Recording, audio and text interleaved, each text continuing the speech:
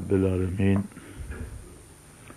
والصلاة والسلام علی حبیبہ محمد وآلہ وصحبہ اجمعین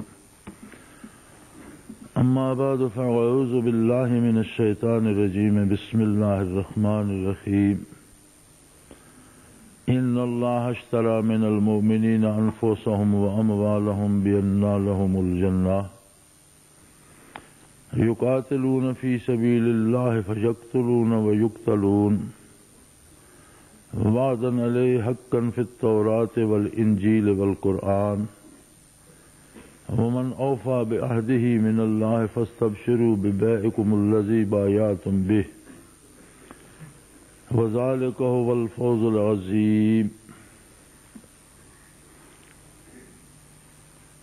اللہم سبحانک لا علم لنا الا ما علمتنا انک انت العلیم الحکیم۔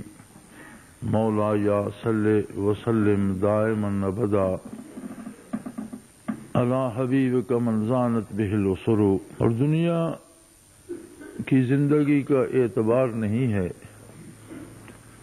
نبی علیہ الصلوۃ والسلام کا ارشاد ہے کہ ہر نماز اس طرح سے ادا کرو کہ گویا یہ زندگی کی آخری نماز ہے، کہ کسی کے پاس سند نہیں ہے کہ وہ اگلی نماز تک پہنچے گا۔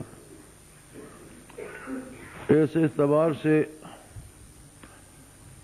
رمضان کا ہر جمعہ ہی جمعۃ الوداع ثابت ہو سکتا ہے کہ جسے اگلا جمعہ نہ ملے اس کا تو وہی جمعۃ الوداع رہا۔ رمضان المبارک کے فضائل بے پناہ و بے حساب ہیں۔ پھر اس میں جمعۃ المبارک کی پرسعید ساعتیں بے شمار برکات اپنے دامن میں رکھتی ہیں۔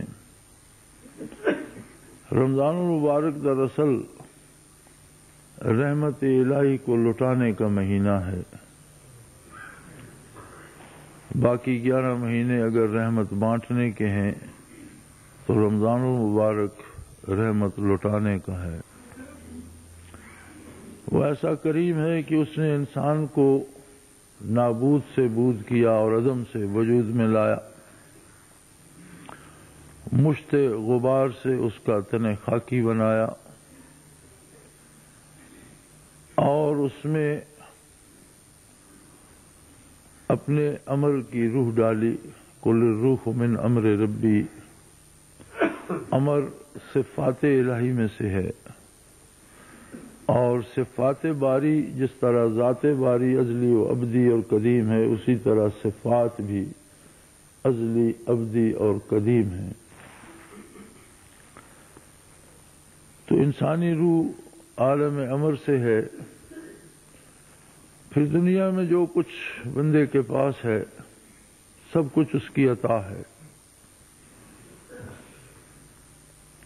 غنی اور فقیر سب اس کی نعمتوں سے بہرہ مند ہیں۔ ہم غنی کی دولت کو تو دیکھتے ہیں لیکن یہ نہیں دیکھتے کہ میں نے اکثر دیکھا ہے کہ دولت مند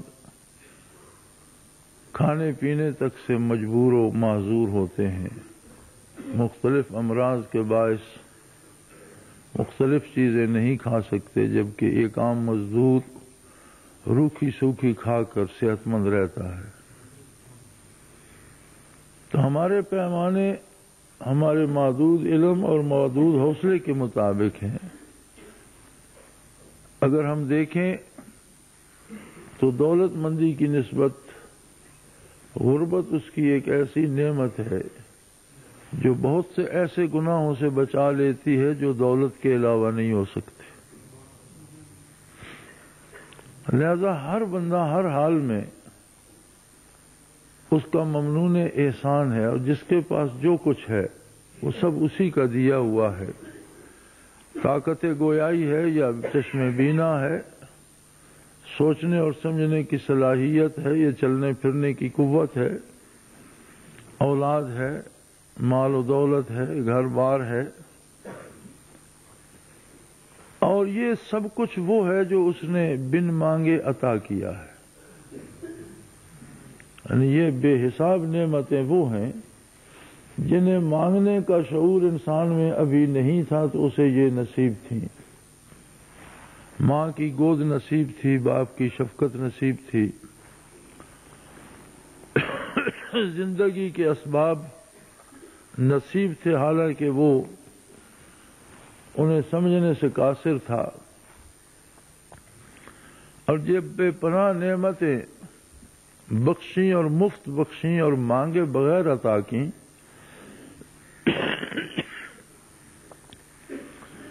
تو پھر ان نعمتوں کو اپنا مد مقابل بنا دیا۔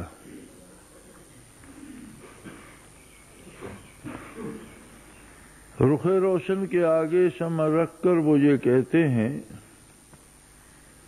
رخ روشن کے آگے شمع رکھ کر وہ یہ کہتے ہیں، ادھر جاتا ہے دیکھیں یا ادھر آتا ہے پروانہ۔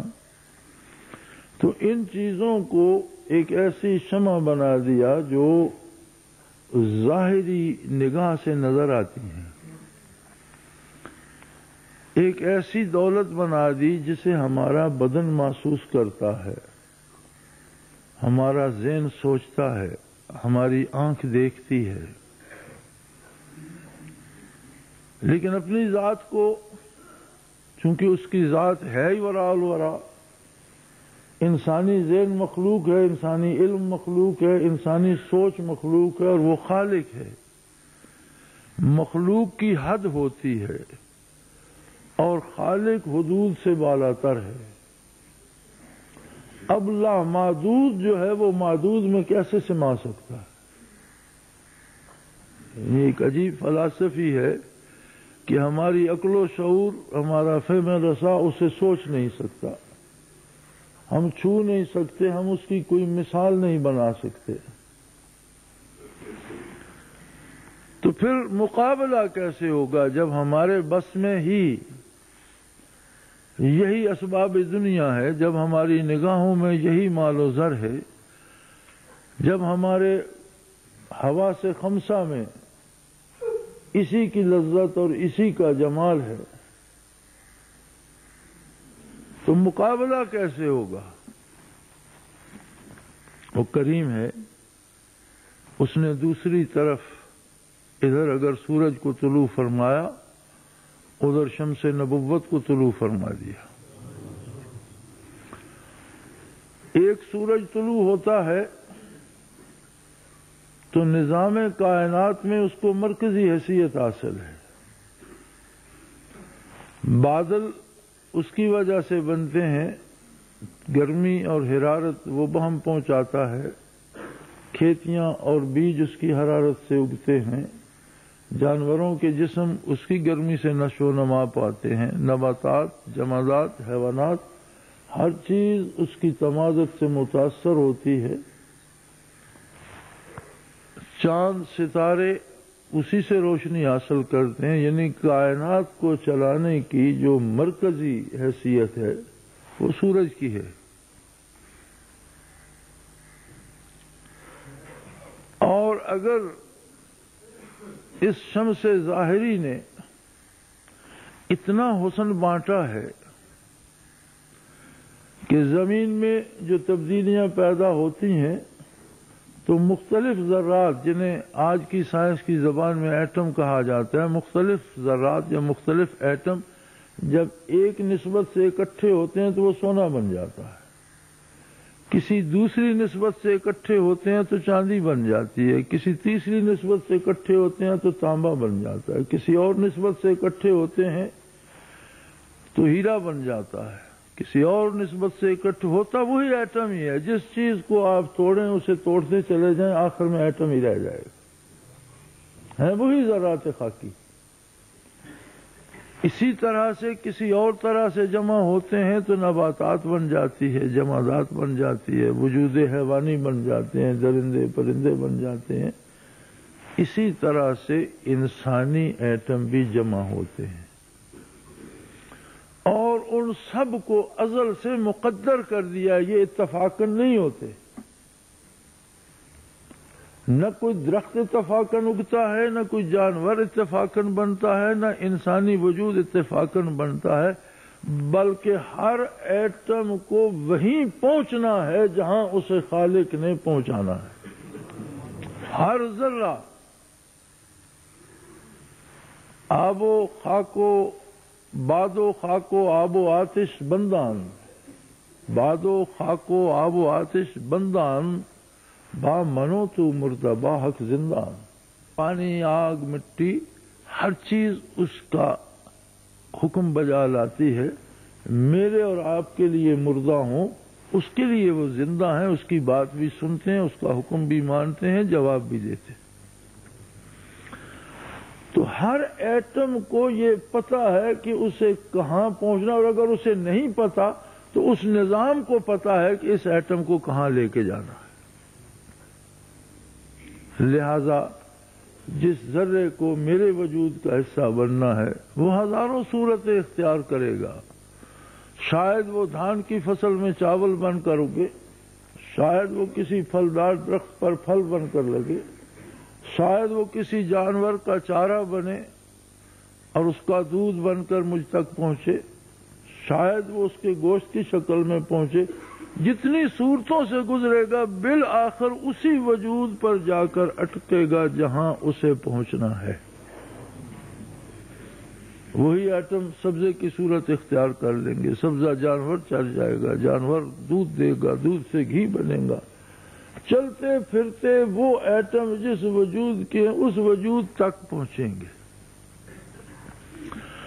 اور یہ ایسا پکا اہتمام ہے کہ کسی دوسرے وجود کا ایک ایٹم کسی دوسرے وجود کے پاس نہیں جاتا. اتنی بے شمار عطا کے بعد اور اتنی نعمتوں کے بعد پھر کہتا ہے کہ یہ بات مان لو کہ یہ مال و دولت، یہ اسباب دنیا، یہ میرا ہے، تمہارا نہیں. یہ مجھے لوٹا دو. اگر تم یہ مجھے لوٹا دو گے تو میں تمہیں تمہارے گھر پہنچا دوں. انسان کا گھر کیا ہے؟ اللہ کی جنت.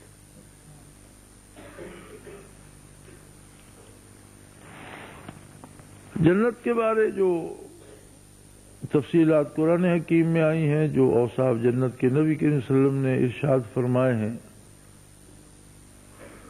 حق یہ ہے کہ جنت کو سمجھنے کے لیے جو خوش نصیب جنت میں جائیں گے وہی سمجھ پائیں گے.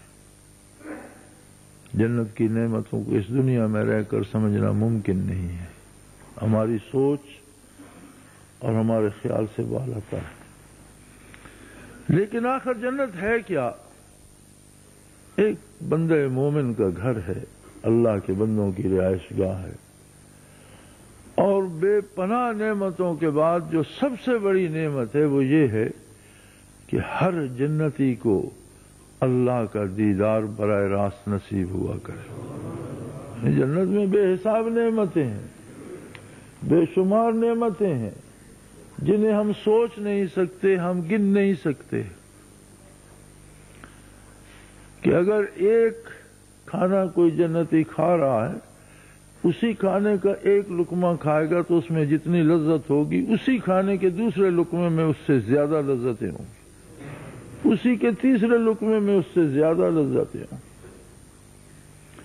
کوئی بیمار نہیں ہوگا، کسی کو گرمی سردی کچھ نہیں کہے گی.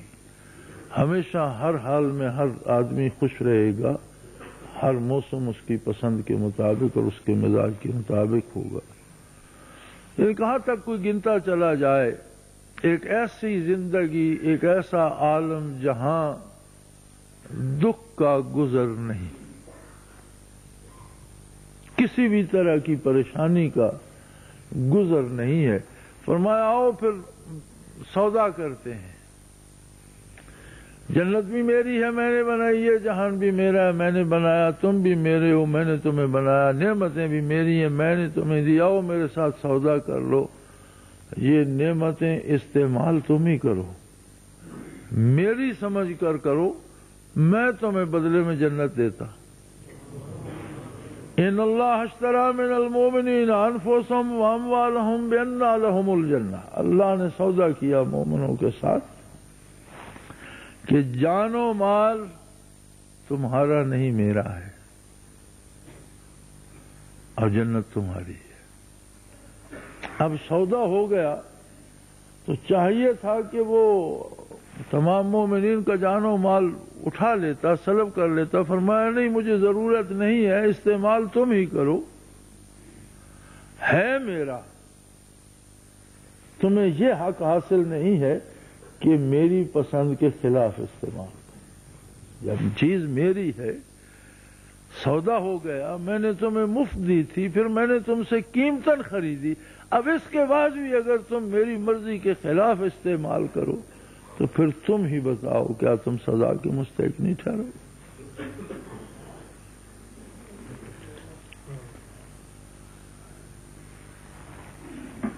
وہ بے نیاز ہے، وہ فرماتا ہے کہ جو اگر تم سودے سے مکر بھی جاؤ تو کیا بگڑے گا؟ عَسَىٰ اللہ بقوم یحبہم ویحبونہ، وہ کوئی اور قوم ایسی پیدا کر دے گا جن سے وہ خود محبت کرے گا اور وہ اس کی محبت میں دیوانے ہو جائیں گے۔ یجاہدون فی سبیلہ، ان کا جینا مرنا اللہ کی راہ میں جہاد ہوگا، اٹھتے بیٹھتے سوتے جاگتے برائی کے خلاف بھلائی کے لیے کوشاں رہیں گے۔ پھر اگر کبھی ایسا موقع آیا کہ ظلم چھا گیا اور بغیر جان دیے اس کا ہٹنا ممکن نہیں ہے اور تلوار کی ضرورت پیش آئی تو یقتلون و یقتلون، پھر وہ قتال بھی کرتے ہیں، جانیں بھی دیتے ہیں، گردنیں بھی کٹائیں گے۔ اور فرمایا لا یخافون لومۃ لائم، کسی ملامت کرنے والے کی ملامت سے نہیں ڈریں گے۔ یہاں دو باتیں قابل توجہ ہیں۔ پہلی بات، یحبہم و یحبونہ، کسی نے اردو میں اس کا مفہوم ایک شعر میں بیان کیا کہ اس کا کیا ہے تم نہ سہی تو چاہنے والے اور بہت، اس کا کیا ہے تم نہ سہی تو چاہنے والے اور بہت، ترک تعلق کرنے والوں تم تنہا رہ جاؤ گے۔ فرماتا ہے میں ایک اور قوم پیدا کر دوں گا، ایسے جن سے میں محبت کرتا ہوں گا، اور محبت اور پھر محبت الہی جواب چاہتی ہے۔ دلوں کی اپنی زبان ہوتی ہے، دلوں کا اپنا جہان ہوتا ہے، دلوں کے اپنے رابطے ہوتے ہیں۔ ماں بچے سے محبت کرتی ہے لیکن اسے کبھی مارتی بھی ہے تو بچہ چھوڑ کر چلا نہیں جاتا، اسے پتا ہے وہ رشتہ جو محبت کا ہے، اسے وہ جانتا ہے۔ جس سے ہم محبت نہیں کرتے اس کی خوشامد بھی کرتے رہیں تو وہ جواب میں ہم سے محبت نہیں کرتا، وہ سمجھ رہا ہوتا ہے کہ مجھے بیوقوف بنا رہا ہے۔ آپ اپنی زندگی میں دیکھ لیں، جس شخص سے آپ دل سے محبت کرتے ہیں وہ کبھی آپ سے نفرت نہیں کرتا، اور جسے آپ دل سے اچھا نہیں سمجھتے اس کی کتنی خوشامد کرتے ہیں وہ کبھی دل سے آپ کو اچھا، کیونکہ دلوں کا ایک الگ جہان ہے، دلوں کی ایک اپنی زبان ہے، دلوں کے اپنے ذرائع ہیں بات پہنچانے کے اور بات لینے کے، دل راہ بدل رہے، دلوں کو دلوں سے راہ ہوتی۔ اگر انسانی محبت جواب میں محبت پاتی ہے تو جس سے اللہ محبت کرے، اگر انسانی محبت میں اتنی قوت ہے کہ وہ جواب میں محبت پاتی ہے تو جن سے اللہ محبت کرے ان کا کیا عالم ہوتا ہوگا۔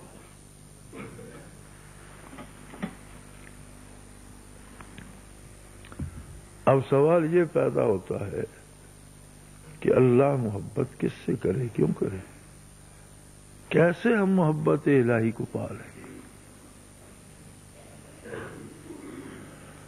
وہ مقام کیسے نصیب ہو نبی کریم صلی اللہ علیہ وسلم نے اس کا جواب دیا، قرآن نے اس کا جواب دیا، خود اللہ نے اس کا جواب دیا۔ سوال تو بہت اہم ہے کہ بھئی اللہ ان سے محبت، ایسی قوم پیدا کر دے گا جن سے اللہ محبت کرتا ہوگا، اور اس میں وہ جواب میں اللہ کی محبت میں دیوانے ہو جائیں گے، سب کچھ وار دیں گے، اس کی فرمان برداری کریں گے، زندگی اس کی راہ میں مجاہدانہ گزاریں گے، جان دینی پڑی تو جان دیں گے، مال دینا پڑا تو مال دیں گے، گھر قربان کرنا پڑا تو کر دیں گے، لیکن پیچھے نہیں ہٹیں گے، اس لیے کہ ان کے پاس ایک طاقت ہوگی محبت الہی کی، جو اللہ کو ان سے محبت ہے۔ یہ تو کمال ہے، جنہیں وہ پیدا ہی اپنی محبت دے کر کرے گا۔ اسائیات اللہ بقوم یحبہم، وہ جو ایسے لوگ پیدا کر دے جن سے وہ محبت کرتا ہے، ان کا تو مسئلہ حل ہو گیا۔ ہم سے وہ کیسے محبت کرے؟ اصل بات تو یہ ہے کہ اگر ان سے محبت کرتا ہے تو بار الہ ہے بے نیاز، ہم ہی سے محبت کر لے تاکہ ہم بھی تیری محبت میں دیوانے ہو جائیں۔ نہ تجھے تکلف کرنا پڑے ہمیں مٹانے کا اور ایک نئی مخلوق کھڑی کرنے کا، اور نہ ہمیں معرومی ہو تیری بارگاہ سے، اور ہم ہی تیرے نام پہ کٹ مریں، قربان ہو جائیں۔ تو بڑا خوبصورت جواب دیا۔ فرمایا میرے حبیب ان لوگوں کو کہہ دو، قل ان کنتم تحبون اللہ، ان سے کہو اگر تمہیں اللہ سے محبت ہے، فاتبعونی، تم میرا اتباع اختیار کر لو، محمد الرسول اللہ کی غلامی کر لو، میرے نقش قدم کو حرز جاں بنا لو، کبھی میرا دامن تمہارے ہاتھ سے نہ چھوٹے۔ اس کا نتیجہ یہ ہوگا یحببکم اللہ، پھر اللہ تم سے محبت کرنا شروع کر دے گا۔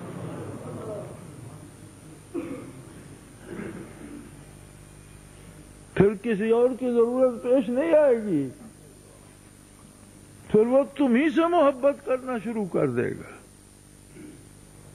اور زندگی کے دکھ تو کیا، زندگی کی پریشانیاں تو کیا، موت تک کو مات دے جاؤ گے۔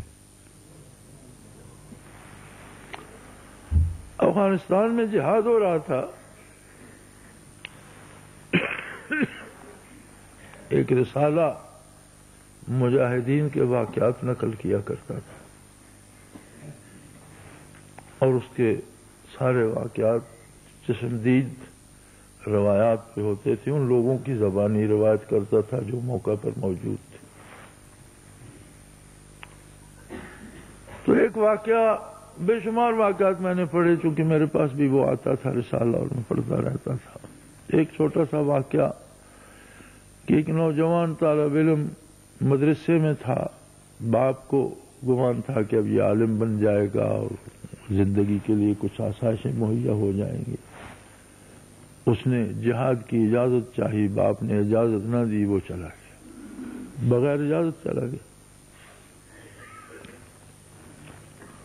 اللہ کو یہی منظور تھا، کچھ دن جہاد میں جتنا عرصہ اللہ کو منظور تھا رہا، آخر ایک دن شہید ہو گیا۔ تو جو قریبی علاقوں کے لوگ تھے، ان کے شہداء کو وہ لوگ کوشش کرتے تھے مجاہدین کہ ان کے گھروں تک پہنچا دیا جائے۔ تو تیسرے یا چوتھے دن وہ شہید ہو کر واپس گھر پہنچا۔ اب باپ بھی افغان تھا، وہ بھی تکڑے مزاج کا آدمی تھا، سارے لوگ زیارت کر رہے تھے تو وہ بھی جا کر کھڑا ہوا اور اس نے کہا دیکھو تم نے میری نافرمانی کی، مجھے دھوکہ دیا، لیکن میں یہ سمجھتا ہوں کہ اللہ کی اطاعت کے مقابلے مخلوق کی اطاعت کی کوئی حیثیت نہیں ہے۔ لا طاعت لمخلوق فی معصیت اللہ، اللہ کا حکم چھوڑ کر کسی بندے کا حکم ماننا یہ کسی طرح جائز نہیں ہے۔ اگر میرا حکم غلط تھا اور تمہارا فیصلہ صحیح تھا اور یہ واقعی جہاد تھا اور تم واقعی شہید ہوئے ہو تو پھر تو میرا فیصلہ غلط تھا، تمہیں جانا چاہیے تھا، میں تو اس کو جہاد سمجھ نہیں رہا تھا۔ لیکن اگر یہ صحیح تھا تو شہید تو زندہ ہوتے ہیں. پھر ایک دفعہ میرے ساتھ ہاتھ ملاؤ. اور وہ لکھتا ہے کہ اس شہید نے ہاتھ کھڑا کر دیا.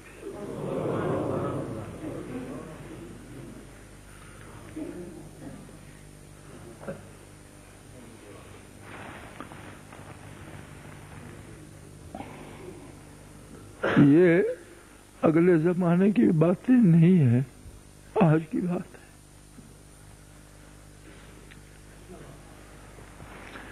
کہ وہ خوش نصیب جو محبت الہی کو پا لیتے ہیں وہ آج بھی ہیں، آئندہ بھی رہیں گے. جب تک یہ سورج چمکتا رہے گا یہ حسن کا جمال اور یہ عشق کی گرمی تب تک رواں دواں رہیں گے. جب تک کائنات کی نبضیں رک نہیں جاتی دلوں کے جہانوں کو کوئی اجاڑ نہیں سکتا، یہ آباد رہیں گے. یہ الگ بات کہ کون بد نصیب چھوڑ دیتا ہے اور کون خوش نصیب اس سے فیض یاب ہوتا ہے. تو اصل بات محبت الہی ہے اور بندے کے بس میں نہیں ہے کہ وہ اللہ سے محبت کرے. ہاں وہ سوچ سکتا ہے، وہ فیصلہ کر سکتا ہے کہ مجھے اللہ کی محبت چاہیے. وہ یہ طے کر سکتا ہے کہ اس کے سامنے ایک جہان ہے، آسائشیں ہیں، دولتیں ہیں، اقتدار و اختیار ہے. پھر اسے چننا پڑتا ہے کہ اس میں سے کیا منتخب کروں. اگر وہ عشق الہی پہ ہاتھ رکھتا ہے اور یہ طے کر لیتا ہے کہ مجھے اللہ کی محبت چاہیے تو کام تو محمد رسول اللہ نے آسان فرما دیا صلی اللہ علیہ وسلم. اور خود اللہ نے اپنے نبی کو حکم دیا میرے حبیب ان سے فرما دیجئے اگر تم نے یہ طے کر لیا ہے کہ مجھ سے محبت کرو گے فاتبعونی، میرا اتباع میری غلامی میں آ جاؤ، زندگی کو میری سنت کے سانچے میں ڈھال دو، میرے نقش قدم کو حرز جاں بنا لو. یحببکم اللہ، پھر اللہ تم سے عشق کرے گا اور جب اللہ تم سے محبت کرے گا یغفر لکم ذنوبکم، انسان ہوتے ہوئے تم گناہ کرو گے وہ بخشتا چلا جائے گا. تم سے خطائیں ہوں گی وہ تمہیں معافیاں دے گا. دیکھیں انسان فرشتہ نہیں بن سکتا اور نہ قدرت کو اسے فرشتہ بنانا منظور تھا، اس لیے انسان پیدا کیا، ورنہ وہ فرشتہ ہی پیدا کر دیتا اگر اسے منظور ہوتا تو. انسان فرشتہ نہیں بن سکتا، اس کا مزاج انسانی رہتا ہے، اس کی طبیعت کے تقاضے انسانی رہتے ہیں. اور یہ ضروری نہیں کہ کوئی بہت بڑا گناہ کیا جائے، کوئی بھی نافرمانی اس حساب سے بڑی نہیں ہوتی کہ اس کا حجم کتنا ہے. نافرمانی بڑی ہوتی ہے اس ذات کے حساب سے کہ کس کی نافرمانی کی گئی. ایک حکم ہم پٹواری کا نہیں مانتے، اس کی حیثیت اور ہے. وہی بات تحصیلدار کہتا ہے ہم نہیں مانتے، حیثیت بدل جاتی ہے، بات ایک ہے. وہی بات سیشن جج کہتا ہے اور ہم نہیں مانتے، حیثیت بدل جاتی ہے. یعنی ذات کے ساتھ نافرمانی کی نسبت ہوتی ہے کہ کس کی نافرمانی کی گئی وہ اس حساب سے بڑی ہو جاتی ہے. تو اللہ کی بارگاہ میں کوئی لغزش چھوٹی نہیں ہے، ہر لغزش بڑا گناہ ہے.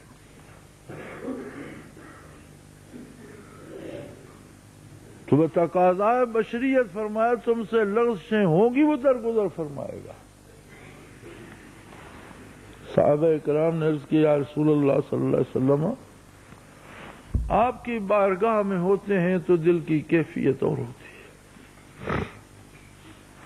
گھر جاتے ہیں، کاروبار میں بچوں کے ساتھ مصروف ہوتے ہیں تو وہ کیفیت نہیں رہتی، بشری تقاضے ابھر آتے ہیں.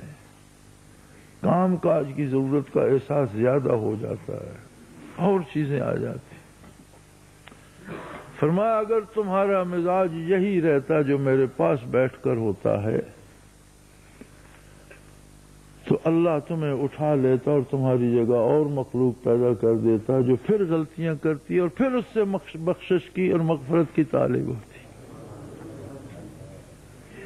وہ پھر کوئی ایسی مخلوق پیدا کر دیتا جس سے پھر لغزشیں ہوتی اور پھر وہ روتی اس کے دروازے پہ آتی اور پھر وہ ان کے آنسو پوچھتا۔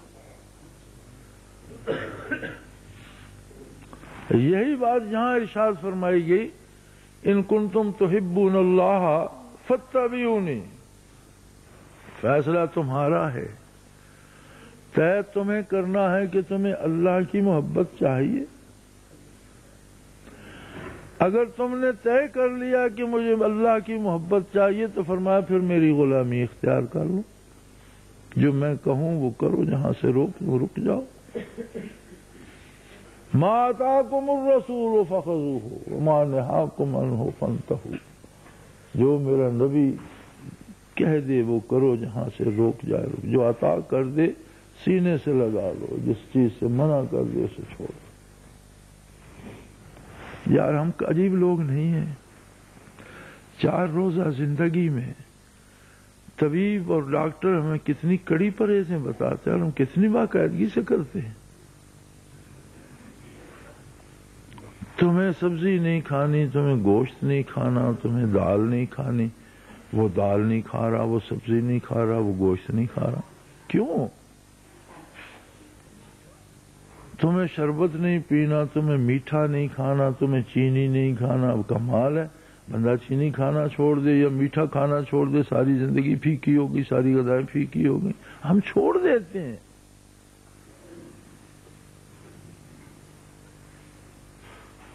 اور نبی کریم صلی اللہ علیہ وسلم نے تو زندگی کی کسی لذت سے روکا بھی نہیں ہے۔ آپ نے تو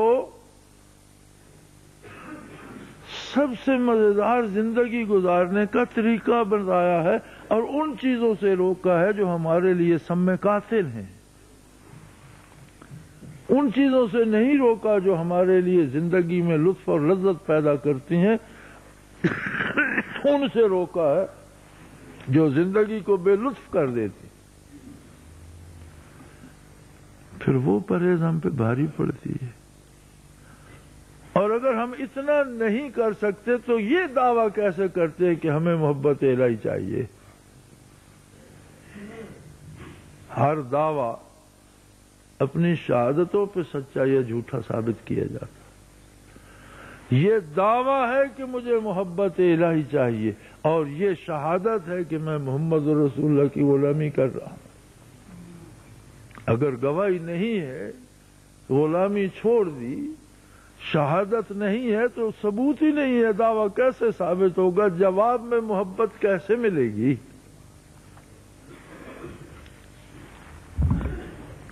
اور جب اس کی محبت جواب میں نصیب ہو جاتی ہے، دنیا و آخرت کے سارے مسئلے حل ہو جاتے ہیں۔ ایک عجیب سرشاری، ایک عجیب کیف ہوتا ہے۔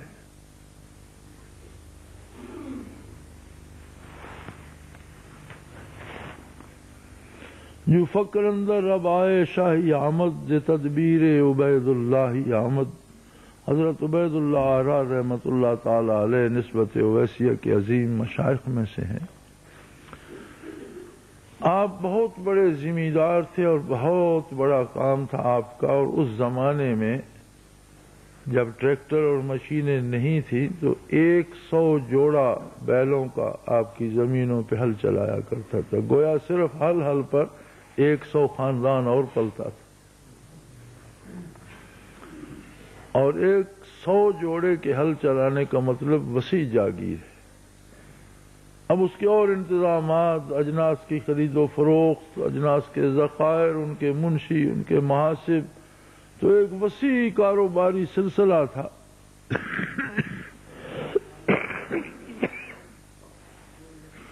فجر کی نماز ادا کر کے بیٹھے تو ایک دوست نے کہا کہ حضرت امسال تو حج پہ چلنا چاہیے۔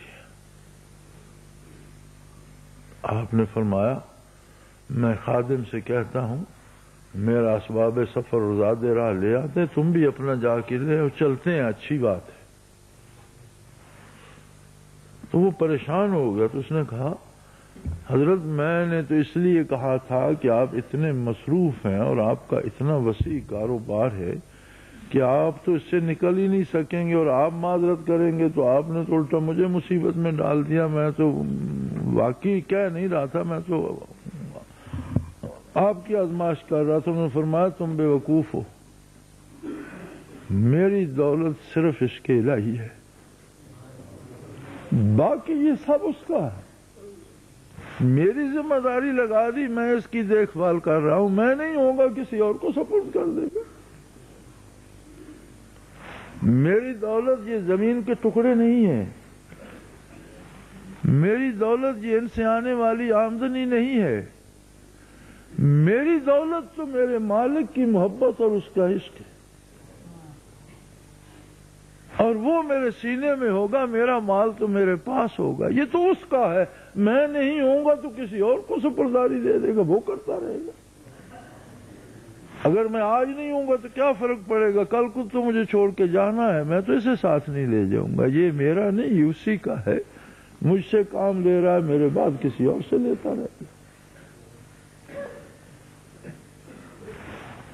اور صرف حج پر جانے کی بات نہیں، جب عشق الہی نصیب ہو جاتا ہے تو زندگی اور موت کے فاصلے مٹ جاتے ہیں۔ کسی بھی لمحے موت آئے تو بندہ پریشان نہیں ہوتا بلکہ تیار بیٹھا ہوتا ہے، اسے پتا ہے کہ مجھے جانا ہے۔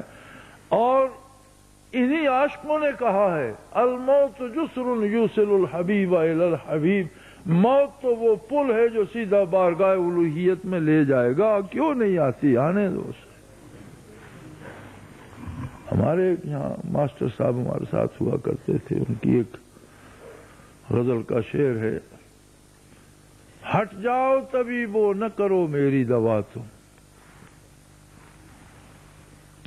مجھے ان کی غزل تو یاد رہی نہیں، شعر بڑا مزیدار تھا، 30-40 سال پہلے کی بات ہے، لیکن یہ میرے ذاکرے میں موجود ہے۔ ہٹ جاؤ طبیبو نہ کرو میری دوا تم، شاید وہ قبر میں ہی گلے آن لگا لے۔ مقصد تو حضوری سے ہے، مر کے نصیب ہو جائے۔ تم میرے معالجے پہ کیوں سر کھپا رہے ہو، مجھے مر جانے دو، شاید میری منزل میری موت ہی آسان کر دے۔ تو عشق الہی جب اسباب دنیا اور علائق دنیا سے بالا تر لے جاتا ہے تو بندہ جہاد بھی تب ہی کر سکتا ہے۔ جہاد یہ نہیں کہ مار دھاڑ کیے جاؤ، لوگوں کو قتل عام کیے جاؤ جہاد ہو گیا، نہیں، جہاد یہ ہے کہ جہاں ظلم ہو رہا اسے روکا جائے۔ کس لیے روکا جائے؟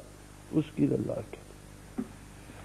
کسی فرد، کسی قوم، کسی مذہب، کسی عقیدے، کسی بنی آدم کے خلاف اسلام جنگ کا حکم نہیں دیتا، ظلم کے خلاف جنگ کا حکم دیتا۔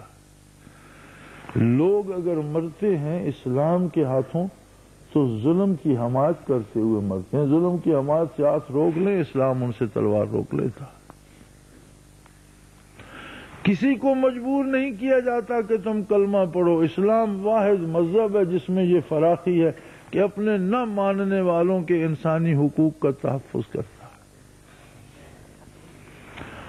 دنیا میں جنگیں ہوتی ہیں اور جنگ کا اصول ہوتا ہے کہ اس قوم کے وسائل تباہ کر دو، اس قوم کا مال لوٹ لو، اس قوم کو رسوا کر دو، کچل دو تاکہ آئندہ سر نہ اٹھا سکے۔ اسلام کہتا ہے نہیں، کسی کا مال ناجائز نہیں لوٹو، کسی کے فصلوں کو آگ نہیں لگاؤ، کسی کے پھلدار درخت نہ کاٹو، کسی کے عبادت خانے کو، خواہ وہ آتش پرستوں کا ہے، اسے مت چھیڑو، عیسائیوں کا ہے، یہودیوں کا ہے، اسے مت چھیڑو۔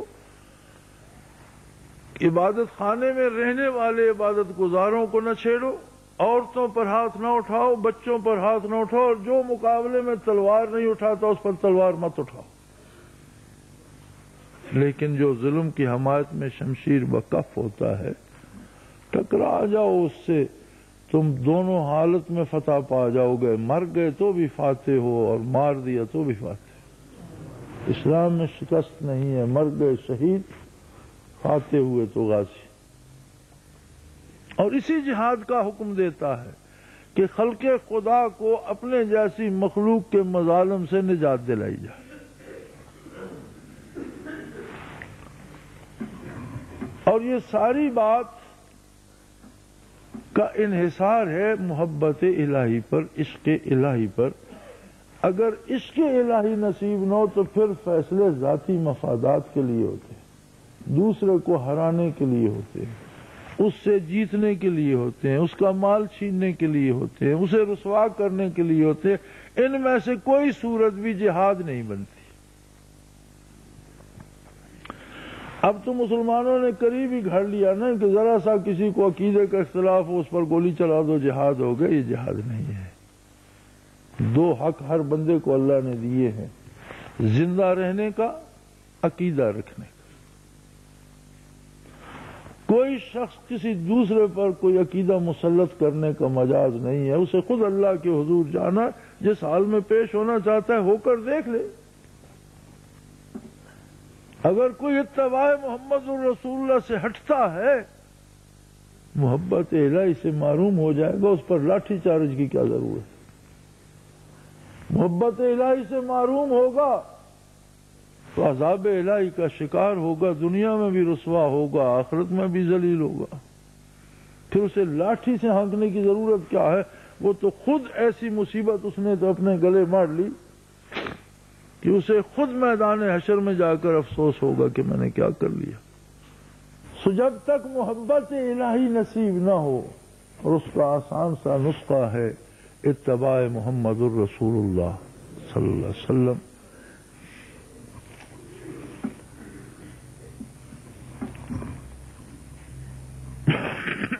وہی بات یہاں ارشاد فرمائی کہ جب عشق الہی نصیب ہوتا ہے، یقاتلون فی سبیل اللہ فیقتلون ویقتلون، اللہ کی راہ میں جانیں قربان کرتے ہیں، جانیں لیتے بھی ہیں، جانیں دیتے بھی ہیں۔ وعدن علیہ حقا، اللہ کا یہ وعدہ ہے اور یہ حق ہے اللہ پر کہ انہیں عطا کرے۔ اور فرمایا یہ بات صرف تم سے نہیں، فی التوراۃ والانجیل والقرآن، تورات میں بھی یہ بات دہرائی گئی، انجیل میں بھی، اور اب قرآن میں بھی دہرا رہا ہوں کہ جسے چاہیے میرے ساتھ محبت کا سودا کر لے۔ وَمَنْ أَوْفَىٰ بِعَهْدِهِ مِنَ اللَّهِ، اور جس نے اللہ سے یہ وعدہ نبھایا، فَاسْتَبْشِرُوا بِبَيْعِكُمُ الَّذِي بَایَعْتُمْ بِهِ، تمہیں مبارک ہو اس سودے کی جو تم کر چکے ہو، بہت فائدے میں رہے۔ وَذَلِكَ هُوَ الْفَوْزُ الْعَظِيمُ، اور یہی عظیم ترین کامیابی ہے عالم ہست و بود میں، عالم آخرت میں، دونوں جہانوں میں۔ سب سے بڑی کامیابی یہ ہے کہ اللہ کی محبت نصیب ہو جائے، بندہ اپنے سودے پہ ڈٹ جائے اور عشق الہی میں زندگی کے لمحات نچھاور کر جائے۔ وآخر دعوانا ان الحمدللہ رب العالمین۔